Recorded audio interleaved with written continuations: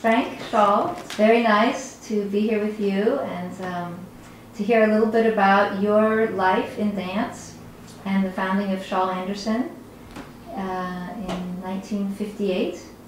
But let's start back at the beginning. Maybe you can tell us when and where you were born. I was born in New Jersey, when is December 27th, 1931, and I was born on my mother's birthday. How unusual. 3 days after my father's birthday. So 3 out of 4 in the family were born in that week. Yeah, the end of the year, the last week of the year. Yeah. So, in terms of your life in dance, I know you started with tap when you were pretty young. As a youngster, a very young boy. And that's a reflection of all the Fred and Ginger movies I would go see when I was a child.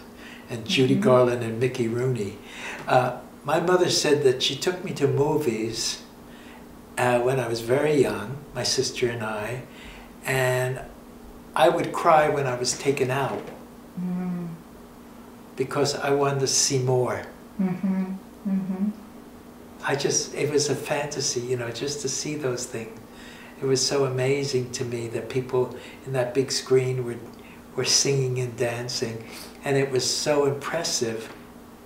And when I got home, I'd say, how do those people do that? And they said, oh, 1 in a million do that.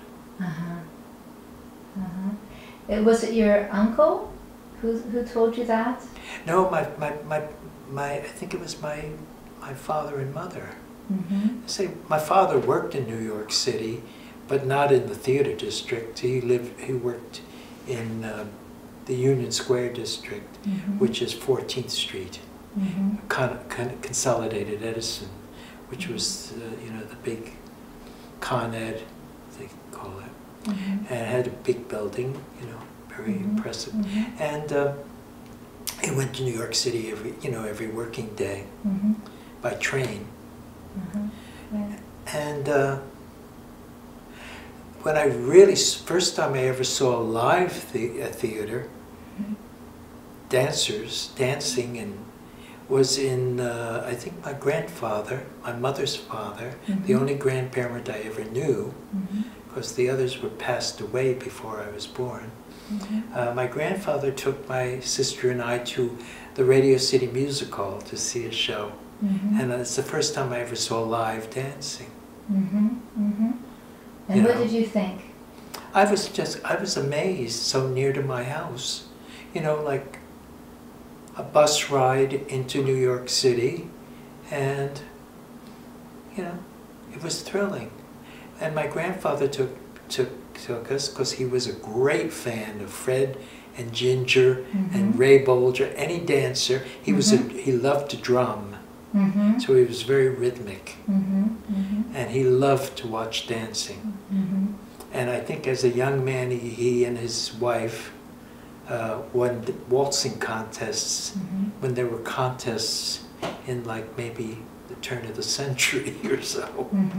I don't know when, but he won contests where they chalked the heel of the dancers, and if they put their heel down, they were disqualified.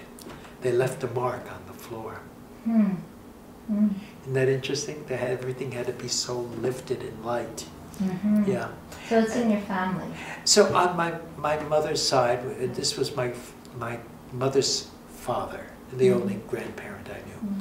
And so he was very proud when I was, and delighted when I was shortly thereafter, right upon graduating high school, I went in and saw an ad in the newspaper and auditioned for the Roxy Theater, and I made it. So tell us what that was like, that audition. Well, I had dance teachers in New York City that I went on a bus to take class. They saw the ad. And husband and wife from France. They were from France. And they said, we want you to take that audition. And I said, you sure? They said, yeah, you take the audition. Well, when I got there, there were like a couple of hundred people trying to get 2 jobs. These are replacements for people who were leaving. And there were several hundred. And in a theater that's like the Radio City Music Hall, it was huge. It seated like close to 3,000 people. 2,200, 2,500, something like that. And I had never auditioned for anyone. And so I auditioned, and they were in the audience watching me. And then, you know, I kept being called back and called back and called back. And then they said, well, thank you, we'll let you know. And everybody was dismissed. And I had no idea whether I got the job or not. And as I say, I was 17 years old. And my teachers said, oh, you looked wonderful up there. You looked very confident and you did a good job. So it's just put it out of your head now. And within the week they called me and said, you have the job. And let me tell you, this was a job that was 7 days a week from morning till night. 4 shows a day between movies, 5 on weekends. And when you're rehearsing, when they changed the movie, they changed the whole production. You know, so that you had to be rehearsing for the next production while you were in the production. So you rehearsed between the first 2 shows, you know, until the show for the next show was ready. And that was the same year I found my mentor, May O'Donnell, because she happened to be near the theater. You know, she was on 56th Street, and I could race up to her studio, take a class, and race back. And I never even took my makeup off because she couldn't take it off and put it on again and make the curtain. You know. So that's amazing that despite that exhausting schedule, you found time to study. Well, I realized that what would happen when this job is over? How do I get the next job? You know, I better be pretty well prepared. And I needed preparation beyond tap. I was very, you know, secure in tapping. But, hey, a lot of shows ask for much more than tapping. You know, ballet, some kind of jazz and modern. And so her classes, May O'Donnell taught a thing that I thought was right between everything. It had elements of it all. And people in her classes came out of Broadway shows, New York City Ballet, and you know, they all found time to squeeze in a class with her. Yeah. Can you remember what some of the shows were at that time that people were dancing? Yes, Gentlemen Prefer Blondes was on Broadway. Quite a few. I can't remember all of them because that's 1950. Yes, that's a long time ago. But I know Gentlemen was on. Yeah. So tell us, what was it like moving from the Roxy to May O'Donnell's classes? Well, it was simultaneously. I didn't leave. It was while I was at the Roxy. I would race to class and come back to make the next show. Yeah. But I mean, like, emotionally, in terms of your body as a dancer.